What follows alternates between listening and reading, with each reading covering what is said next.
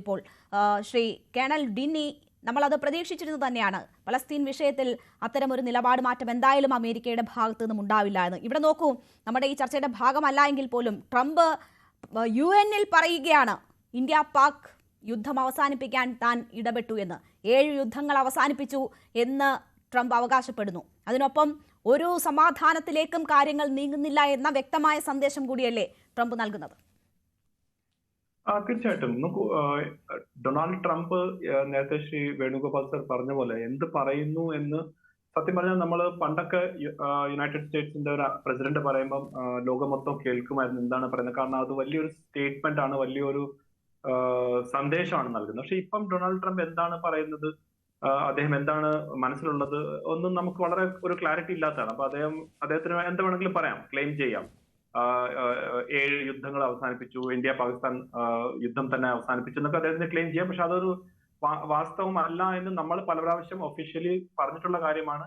പാകിസ്ഥാന്റെ മിനിസ്റ്റേഴ്സ് പറഞ്ഞിട്ടുണ്ട് അങ്ങനത്തുള്ള യാതൊരു ഇടപെടലും നടത്തിയില്ല, ഇന്ത്യ അത് ബയലാറ്ററലായിട്ട് മാത്രമാണ് കണ്ടിട്ടുള്ളത്. അതുകൊണ്ട് അദ്ദേഹത്തിന് ഒരു നൊബേൽ പ്രൈസ് വേണം എന്നുള്ള ഒരു രീതിയിലേക്ക് പല ക്ലെയിമുകൾ അദ്ദേഹം ചെയ്യുന്നുണ്ട്. അത് ആ രീതിയിൽ തന്നെയാണ് പോകുന്നത്. ഈ പ്രസിഡന്റ് തന്നെയാണ് ഗാസയെ ഒരു പിക്നിക് സ്പോട്ടാക്കി മാറ്റി കംപ്ലീറ്റ് രീതിയിലേക്ക് മാറ്റും എന്നൊക്കെ അദ്ദേഹം പറഞ്ഞു. അതേപോലെ തന്നെ ഞാൻ വന്നു കഴിഞ്ഞാൽ 24 മണിക്കൂർ കൊണ്ട് ഈ യുദ്ധങ്ങളൊക്കെ യുക്രൈൻ റഷ്യ വാറും പലസ്തീനിൽ ഗാസ ഇസ്രായേൽ വാറും ഒക്കെ ഞാൻ അവസാനിപ്പിക്കുന്നതായിട്ട് ഇപ്പൊ നോക്കും എത്ര ദിവസമായി, അതൊന്നും നടന്നിട്ടില്ല.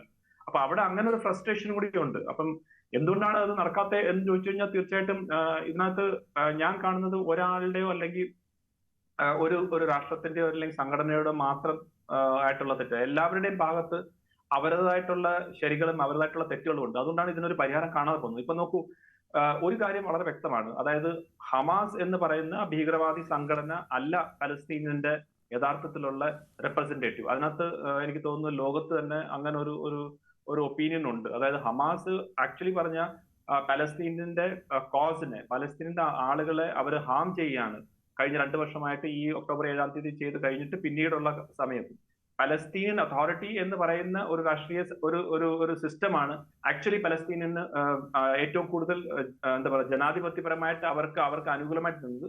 പക്ഷെ ഒരു അട്ടിമറിയിലൂടെയാണ് ഹമാസ് പലസ്തീൻ അതോറിറ്റിയെ മാറ്റിയത്. അപ്പം ഈ ഒരു വാദം, അതായത് ഹമാസ് ആണ് പലസ്തീന്റെ നോക്കുന്നത്, അത് തെറ്റാണ്. പലസ്തീനിന് മറ്റു ആളുകളുണ്ട്. ഇപ്പൊ എനിക്ക് ഞാൻ മനസ്സിലാക്കി പലസ്തീൻ അതോറിറ്റി പോലും ഹമാസിനെ തള്ളി പറഞ്ഞുകൊണ്ട് വരുന്നുണ്ട്. കാരണം ധാരാളം നാശനഷ്ടങ്ങൾ ഉള്ളിലുണ്ടാവുന്നു. ഞാൻ ഇസ്രായേൽ ചെയ്യുന്ന കാര്യത്തിനെ ന്യായീകരിക്കല്ല. ഇസ്രായേൽ ചെയ്യുന്ന ആ ഒരു എന്താ പറയുക ഡിസ്പ്രൊപ്പോർഷനേറ്റ് യൂസ് ഓഫ് ഫോഴ്സ് നമ്മൾ പറയുന്നത് അത് ശരിയല്ല. പക്ഷെ അതിന്റെ കൂടെ തന്നെ ഹമാസിന്റെ ഭാഗത്തും വലിയൊരു തെറ്റ്. അപ്പൊ ഇവിടെ നടക്കുന്നതെന്ന് വെച്ചാൽ സമാധാനത്തിലേക്ക് ചെല്ലുക അല്ലെങ്കിൽ സമാധാനത്തിലേക്ക് ഒരു ഏതെങ്കിലും രീതിയിൽ ഒരു മിഡിൽ പാത്ത് അല്ലെങ്കിൽ ഒരു സൊല്യൂഷൻ കണ്ടെത്തുക ഇസ്രായേലും ആഗ്രഹിക്കുന്നില്ല, ഹമാസും ആഗ്രഹിക്കുന്നില്ല. അതുപോലെ തന്നെ ഡൊണാൾഡ് ട്രംപിന് സാധിക്കുന്നില്ല എന്ന് വേണമെങ്കിൽ പറയാം.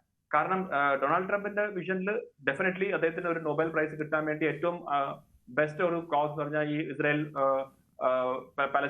ഹമാസ് യുദ്ധം തീർക്കുക എന്നുള്ളത്. പക്ഷെ ഹമാസിനെ സംബന്ധിച്ചോളം നേരത്തെ പറഞ്ഞ 48 ഇതുവരെ ഉള്ള ബന്ദികളാണ് ഉള്ളത്.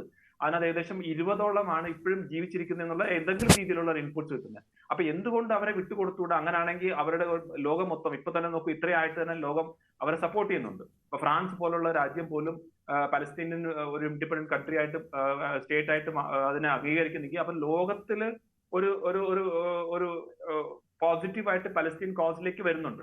അപ്പൊ അങ്ങനെ ആകുമ്പം ഇനി എന്തായാലും ഇസ്രായേൽ അവിടെ അകത്ത് ധാരാളം മിലിറ്ററി ഓപ്പറേഷൻസ് ചെയ്യുന്നുണ്ട്. അപ്പൊ എന്തുകൊണ്ട് ഈ ബന്ദികളെ വിട്ടുകൊടുത്തുകൂടാ എന്നാണ് എനിക്ക് ആ കാര്യം മനസ്സിലാക്കാൻ പറ്റാത്തത്. അതായത് ഈ 18 അല്ലെങ്കിൽ 20 പേരെ വിട്ടുകൊടുത്തു കഴിഞ്ഞാൽ എന്ത് മാറ്റമാണ് സംഭവിക്കാൻ പോകുന്നത്? അപ്പൊ അറ്റ്ലീസ്റ്റ് മോറൽ ഗ്രൗണ്ടിലെങ്കിൽ പറയാം ഇനി ഞങ്ങൾക്ക് ആരുമില്ല, ഞങ്ങളുടെ കയ്യിൽ ആരുമില്ല, നിങ്ങൾ പറഞ്ഞ ആവശ്യം ഞങ്ങൾ ചെയ്തു എന്നുള്ളത്. അതുപോലെ തന്നെ അത് ചെയ്യാൻ അവർ തയ്യാറല്ല. അതുപോലെ തന്നെ ഇസ്രായേലിന്റെ ഭാഗത്ത് നിന്ന് ഇപ്പൊ ഗാസ സിറ്റിയെ ഒഴിപ്പിച്ചുകൊണ്ടിരിക്കുകയാണ്. ഗാസ സിറ്റിയിലേക്ക് ആർമഡ് ഡിവിഷൻ, ഇൻഫൻട്രി ഡിവിഷൻസ് ഒക്കെ ഉള്ളിലോട്ട് പോയി അവിടെ ഓപ്പറേഷൻ ചെയ്തുകൊണ്ടിരിക്കുകയാണ്. അതുകൊണ്ട് എന്താണ് അവർ നേടാൻ പോകുന്നത് എന്നുള്ളതിന് എനിക്ക് ആക്ച്വലി പറഞ്ഞാൽ ക്ലാരിറ്റി ഇല്ല. കാരണം ഒരു വളരെ തിങ്ങി പാർക്കുന്ന സ്ഥലത്തേക്ക് മിലിറ്ററി ഓപ്പറേഷൻസ് ചെന്ന് കഴിഞ്ഞാൽ അവിടെ ഈ ഹമാസ് ഭീകരവാദികളെ കംപ്ലീറ്റ് ആയിട്ട് ഇല്ലാതാക്കാൻ പറ്റും എന്ന് തോന്നുന്നത് അത് തെറ്റാണ്. ഞാൻ സമയക്കുറവ് കൊണ്ടുകൂടി ഒന്ന് ഇടപെടുകയാണ്. ഇപ്പോൾ ഇസ്രായേലിൽ ഉൾപ്പെടെ ഈ ബന്ദികളെ മോചിപ്പിക്കണം, അതിന് ചർച്ചകൾ നടക്കണം എന്നാവശ്യപ്പെട്ട് നെതന്യാഹുവിന്റെ വസതിക്ക് മുന്നിൽ പോലും വലിയ രീതിയിലുള്ള പ്രതിഷേധം ഇന്നലെ നടന്നതാണ്. നമ്മൾ അതിന്റെ ദൃശ്യങ്ങളൊക്കെ ഇന്നലത്തെ ചർച്ചയിൽ കാണിച്ചതാണ്. അപ്പോൾ ആ രീതിയിൽ പ്രതിഷേധം അവിടെ ഉയരുന്നു. അവർക്ക് ഈ ബന്ദികൾക്ക് എന്തെങ്കിലും സംഭവിക്കുമോ എന്ന ആശങ്കയാണ്. ഒരു യുദ്ധം അവസാനിപ്പിക്കാൻ വിട്ടുവീഴ്ച രണ്ട് ഭാഗത്തു നിന്നും വേണ്ടി വരുമല്ലോ. നോക്കൂ, 65,000-ത്തിലധികം മനുഷ്യരെ അവിടെ കൊന്നുകഴിഞ്ഞു. അതിനുശേഷവും ഇപ്പോഴും ആക്രമണം നടക്കുകയാണ്, ഇന്നും ആക്രമണം നടക്കുകയാണ്. ഹോസ്പിറ്റലുകൾക്ക് നേരെയൊക്കെ ഇപ്പോഴും ആക്രമണം നടത്തിക്കൊണ്ട് ബന്ദികളെ വിട്ടുതരൂ എന്ന് പറയുന്നതിൽ എന്ത് ന്യായം? ഇവിടെ ഇപ്പോൾ ട്രംപും സൂചിപ്പിക്കുന്നത് തന്നെയാണ്. This would be reward for the Hamas atrocities. ഏതാണ്? പലസ്തീൻ രാഷ്ട്രം അംഗീകരിച്ചുകൊണ്ട് ആരെങ്കിലും മുന്നോട്ട് വന്നാൽ അതൊരു റിവാർഡാവും. Instead of giving in to the Hamas ransom demands, Trump says that those who want peace should be united in one message to release the hostage now. അപ്പോൾ വേറെ ഒന്നും പറയണ്ട, നിങ്ങൾ ബന്ദികളെ വിട്ടുകൊടുക്കുക മാത്രമേ ഉള്ളൂ ഇതിൽ പോംവഴി എന്ന് ട്രംപും പറഞ്ഞു വെക്കുകയാണ്. താങ്കളും ഇപ്പോൾ ഏതാണ്ട് അതിനോട് യോജിക്കുന്ന തരത്തിലാണ് സംസാരിക്കുന്നത്. അതെ, ഞാൻ പറഞ്ഞത് ഇതിന്റെ ഒരു സൊല്യൂഷന്റെ ഞാൻ വായിച്ച അനാലിസിസിന്റെ ഒരു രീതിയിൽ ഇപ്പൊ നോക്കൂ, ഡൊണാൾഡ് ട്രംപ് അറേബ്യൻ കൺട്രീസും മുസ്ലിം രാജ്യങ്ങളും തമ്മിൽ ഉള്ള ഒരു ചർച്ച ഇത് കഴിഞ്ഞിട്ട് നടത്താൻ പോവുകയാണ്. അപ്പൊ അതിനകത്ത് ഇപ്പം ഇന്തോനേഷ്യ പോലുള്ള രാജ്യങ്ങൾ അവരുടെ സൈന്യം പോലും ഈ ഗാസയിലേക്ക് വിടാം, ഒരു പീസ് കീപ്പിംഗ് ഫോഴ്സ് ആയിട്ട് മാറ്റാം. സൗദി അറേബ്യ പോലുള്ള രാജ്യം, അതായത് ഈ ഹമാസിനെ മാറ്റിക്കഴിഞ്ഞാൽ അവരുടെ പീസ് കീപ്പിംഗ് ഫോഴ്സ് ആയിട്ട് വരാൻ താല്പര്യം കാണിച്ചിട്ടുള്ള രാജ്യങ്ങളുണ്ട്. അപ്പൊ ഈ ഒരു സൊല്യൂഷൻ എന്നുള്ള നിലയിൽ ഞാൻ മനസ്സിലാക്കുന്നത് ഈ ബന്ദികളെ മോചിപ്പിച്ചു കഴിഞ്ഞ് ഹമാസിനെ അവിടുന്ന് മാറ്റുക. ഹമാസ് അല്ല അവിടുത്തെ പലസ്തീനിന്റെ യഥാർത്ഥത്തിൽ പലസ്തീനിയൻ അതോറിറ്റി ആ ഒരു രീതിയിലേക്ക് വരികയും ഒരു ഇന്റർനാഷണൽ ഫോഴ്സ് അവിടേക്ക് വരാനുള്ള ഒരു ശ്രമത്തിന്റെ ഭാഗമായിട്ടാണ് ഈ സ്റ്റേറ്റ്മെന്റ്സ് ഒക്കെയാണ് ഞാൻ കാണുന്നത്. അതുകൊണ്ടാണ് ഞാൻ അതിനെ ആ രീതിയിൽ പറയുന്നത്. അതായത് ഇതിന്റെ ഒരു വിരാമം അല്ലെങ്കിൽ ഒരു യുദ്ധത്തിലേക്ക് ഒരു സീസ് ഫയറിലേക്ക് ഡൊണാൾഡ് ട്രംപ് കൊണ്ടുപോകാൻ ആഗ്രഹിക്കുന്നുണ്ട്. അതിനകത്ത് ഈ രാജ്യങ്ങളുടെ സപ്പോർട്ട് അവർക്ക് ആവശ്യമുണ്ട്. അപ്പൊ അതുകൊണ്ടാണ് ഇസ്രായേലിനെ സംബന്ധിച്ചോളം അവർക്കൊരു വിക്ടറി അല്ലെങ്കിൽ ഒരു ജയം എന്ന് പറയുമ്പോൾ ഈ ബന്ദികളെ മോചിപ്പിച്ചേ പറ്റൂ. അപ്പൊ ആ രീതിയിലേക്ക് ഒരു സമാധാനത്തിലേക്ക് വേണ്ടിയുള്ള ഒരു എന്താ പറയുക, ഒരു പാത്തിലേക്ക് ഉള്ള പ്രോഗ്രസീവ് ആയിട്ടുള്ള സ്റ്റെപ്സ് ആണ്. അതിനകത്ത് ഡെഫിനറ്റ്ലി ബന്ദികളെ മോചിപ്പിക്കുന്ന വലിയൊരു സ്റ്റെപ്പ് തന്നെയാണ്. പലസ്തീനെ ജോർദാൻ നദിയുടെ പടിഞ്ഞാറ് ഭാഗത്ത് പലസ്തീൻ എന്ന രാഷ്ട്രം ഉണ്ടാകില്ല എന്ന് പ്രഖ്യാപിച്ചുകൊണ്ടാണ് സമാധാനം കാംക്ഷിക്കുന്നവർ സംസാരിക്കുന്നത്. അതിനുശേഷം ഇപ്പോൾ ബന്ദികളെ പൂർണ്ണമായും വിട്ടുകിട്ടണം, അല്ലാണ്ട് ചർച്ച പോലും ഇല്ല എന്ന നിലപാട് സ്വീകരിക്കുകയും ചെയ്യുന്നു. നേരത്തെയുള്ള വെടിനിർത്തൽ നിർദ്ദേശങ്ങൾ അംഗീകരിച്ചതിന് ശേഷവും സമാനതകളില്ലാത്ത പ്രതികരണമാണ് ഇസ്രായേൽ പലസ്തീന് നേരെ നടത്തിയത്.